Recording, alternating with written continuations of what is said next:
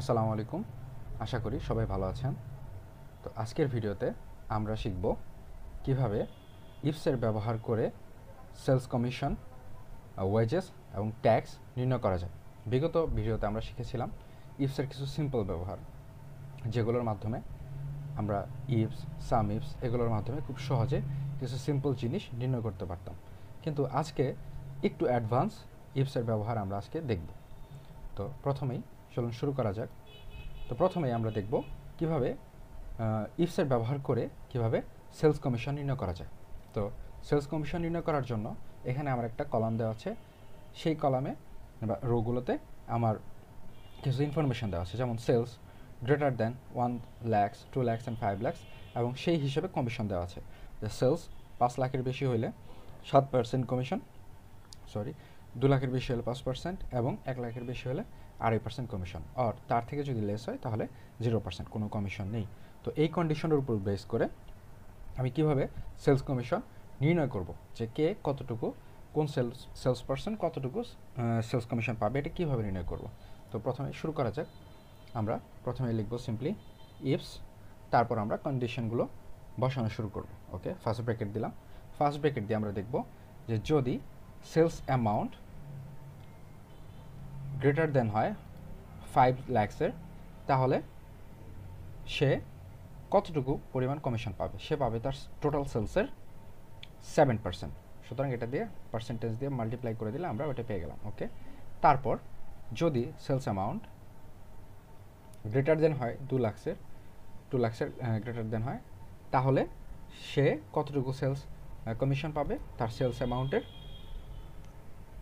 5%। ওকে, তারপর যদি তার সেলস অ্যামাউন্ট গ্রেটার দেন হয় 1 লাখসের, তাহলে সে পাবে হচ্ছে সেলস অ্যামাউন্টের 2.5% কমিশন। ওকে, তারপর যদি সেলস কমিশন সেলস অ্যামাউন্ট যেটা, সেটা যদি 1 লাখ বা 1 লাখের থেকে ছোট হয়, তাহলে সে কী পাবে? তাহলে সে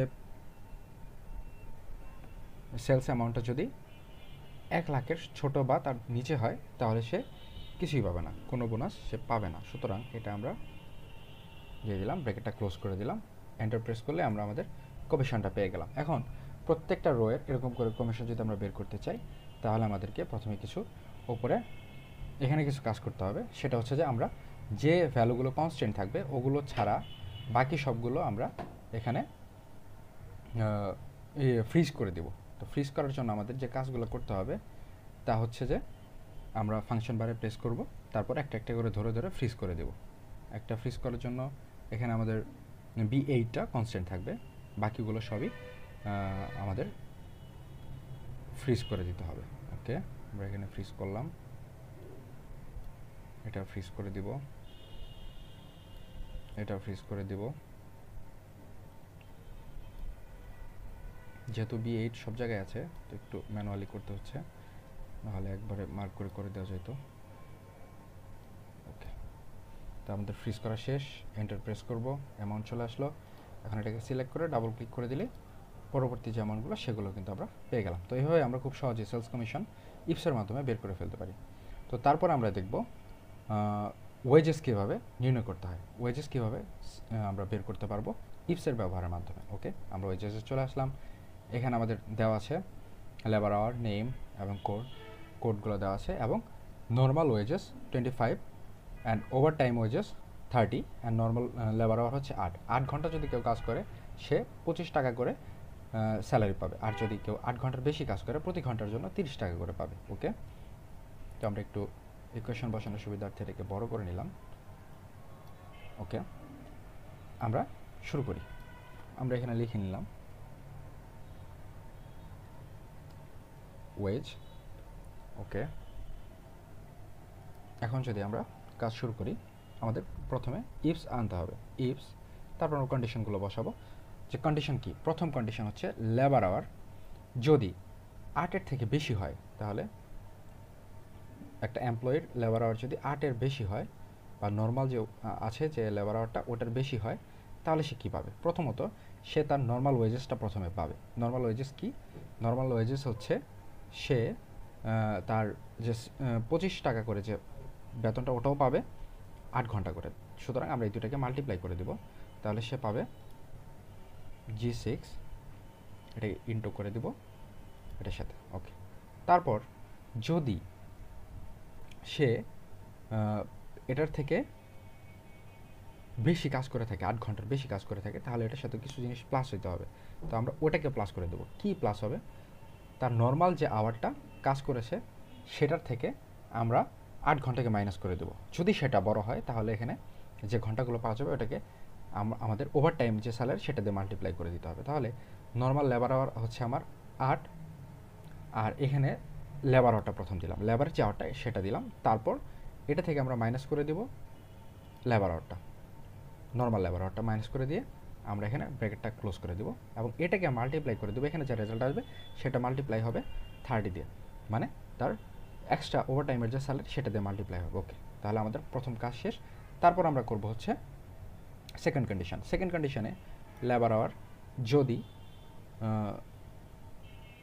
8-এর নিচে বা সমান হয় তাহলে কি হবে? তাহলে হবে হচ্ছে সে নর্মাল যে ওয়েজেস সেটাই কিন্তু সে পাবে।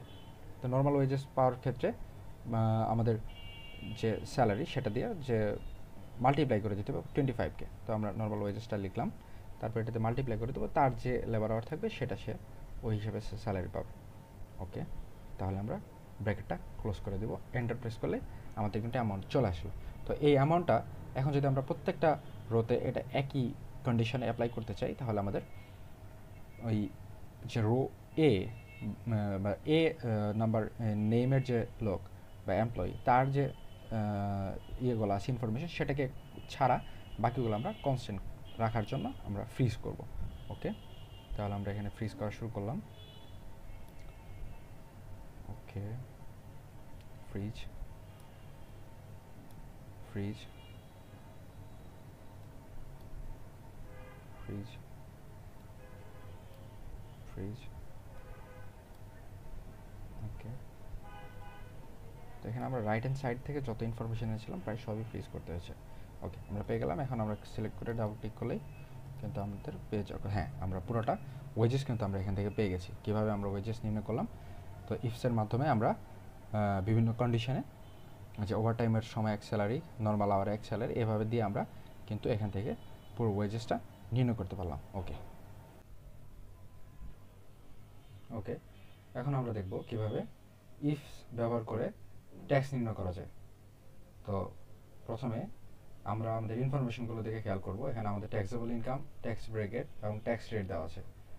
তো এই ইনফরমেশনগুলো থেকে এবং যাবতীয় শর্তাবলী থেকে বের করতে হবে ট্যাক্স অ্যামাউন্ট কত আসে। ওকে, তাহলে আমরা শুরু করি। প্রথমে ইকুয়াল টু সাইন, তারপর ইফস ফার্স্ট ব্র্যাকেট, তারপর ট্যাক্সেবল ইনকাম যদি 7,50,000 টাকার বেশি হয়। ওকে, আমি এটা দেখলাম 7,50,000 টাকার বেশি যদি হয় তাহলে আগে 3,50,000 থেকে 7,50,000 পর্যন্ত যে ট্যাক্সগুলো আছে, যে অ্যামাউন্টগুলো আছে সেগুলো তো অবশ্যই আমাকে দিতেই হবে। তারপরে আবার 7,50,000-এর উপরে গেলে যে এক্সট্রা অ্যামাউন্টটা থাকবে ওটার উপরে 15% ট্যাক্স দিতে হবে। সুতরাং প্রথমে আমি পূর্ববর্তী ট্যাক্সগুলো সাম করে নেব। সাম ফার্স্ট ব্র্যাকেট,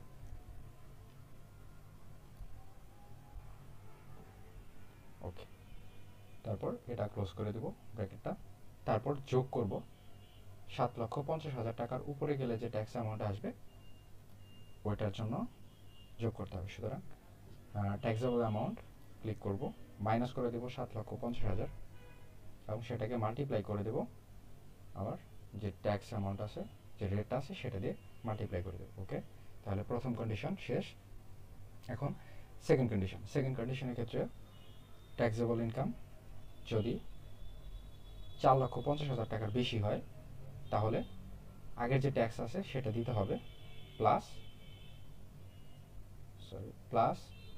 আমার 4,50,000 টাকার উপরে যে অ্যামাউন্ট আছে ওই অ্যামাউন্টের উপরে 10% ট্যাক্স দিতে হবে। তাহলে আমি আগে অ্যামাউন্টটা বের করে নিই। অ্যামাউন্টটা বের করার জন্য ট্যাক্সেবল অ্যামাউন্ট মাইনাস 4,50,000 টাকা, তারপর এটাকে মাল্টিপ্লাই করে দেবো 10% দিয়ে। ওকে, সেকেন্ড কন্ডিশন শেষ। থার্ড কন্ডিশন, ট্যাক্সেবল অ্যামাউন্ট যদি 3,50,000-এর বেশি হয় তাহলে কত দিতে হবে? 3,50,000 বেশি হলে 3,50,000-এর থেকে ট্যাক্সেবল ইনকাম পর্যন্ত যে অ্যামাউন্ট আছে সেটাকে বের করে নিতে হবে।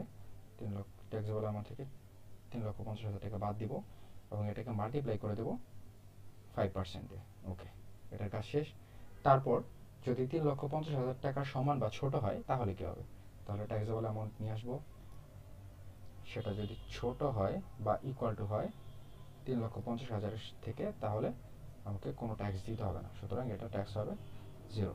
ওকে, ওকে, তারপর এন্টার প্রেস করলাম। আমার কিন্তু এখানে ট্যাক্স অ্যামাউন্টটা চলে আসলো।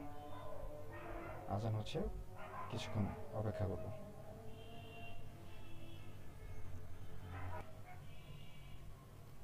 ওকে, আমরা এখানে আমাদের ইনকাম ট্যাক্স যেটা সেটা আমরা পেয়ে গেছি ইকুয়েশন ইউজ করার মাধ্যমে, এটা আমরা পেয়ে গেলাম। ওকে, তাহলে এখন আমরা এটা থেকে বাকিগুলো কীভাবে নির্ণয় করব সেটা এখন দেখব। ওকে, বাকিগুলো নির্ণয় করার জন্য আমার যেহেতু এখানে ফাংশনটা আছে, এখানে আমি চলে যাব। C12 ছাড়া বাকি যতগুলো ইনফরমেশান আছে আমি সবগুলোই ফ্রিজ করে দেব।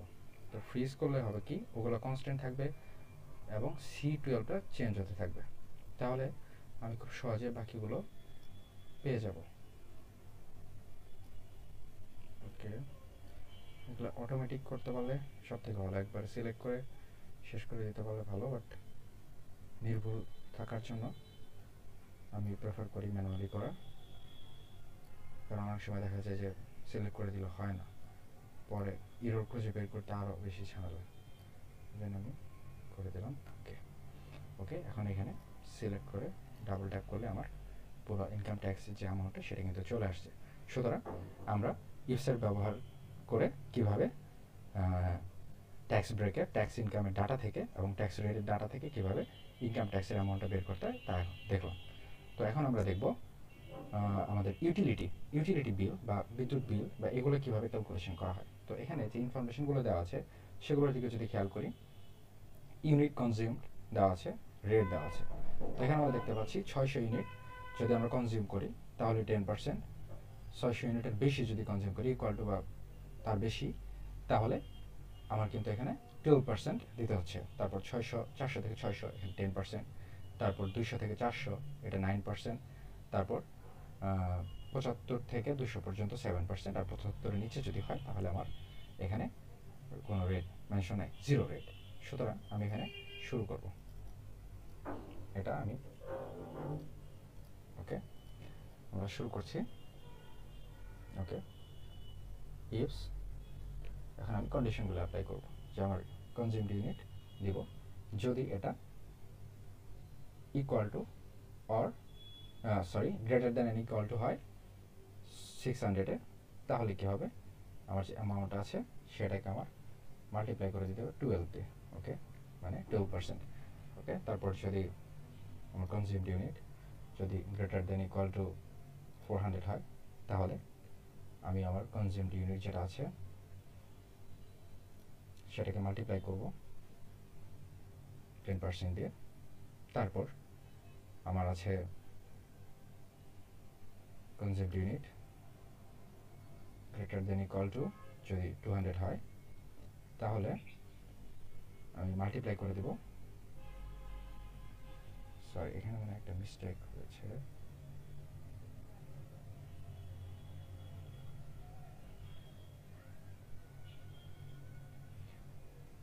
কনজিউমড 5, ওকে, তাহলে 12%। ওকে, তারপর 400 হলে 10%, 400 হলে 10%, এটাও ঠিক আছে। তারপর যদি 200 হয় তাহলে 9% দিয়ে 9% হবে। ওকে, 9% আমি আমার কনজিউম ইউনিট যেটা আছে সেটা দিব, সরি এর মাল্টিপ্লাইটা করা হয়নি, হ্যাঁ কনজিউম ইউনিটটা দিব আগে, পরে সেটাকে মাল্টিপ্লাই করে দিব আমার যে 9% আছে সেটা দিব। ওকে, 9% আমরা পেয়ে গেলাম।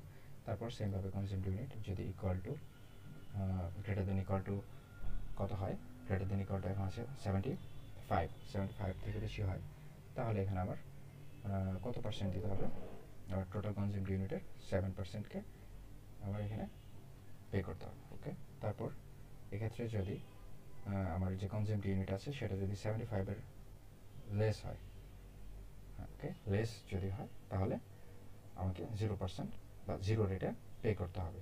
তাহলে আমি এটাকে লেস দিলাম, এখন আমি যদি 0 দিয়ে দিই, ব্র্যাকেটটা ক্লোজ করে দিলে ইকুয়ালিটি চাপে আমার রেজাল্টটা কিন্তু চলে আসলো। এখন বিগত সময়ের মতোই আমরা শুধুমাত্র C9 ছাড়া বাকিগুলোকে আমরা একটা একটা করে ধরে ফ্রিজ করে দেবো। একটা একটা করে ধরে যদি আমরা ফ্রিজ করতে থাকি এখানে, ওকে, ফাংশনের ফোর চেপে ফ্রিজ করতে থাকবো। ওকে,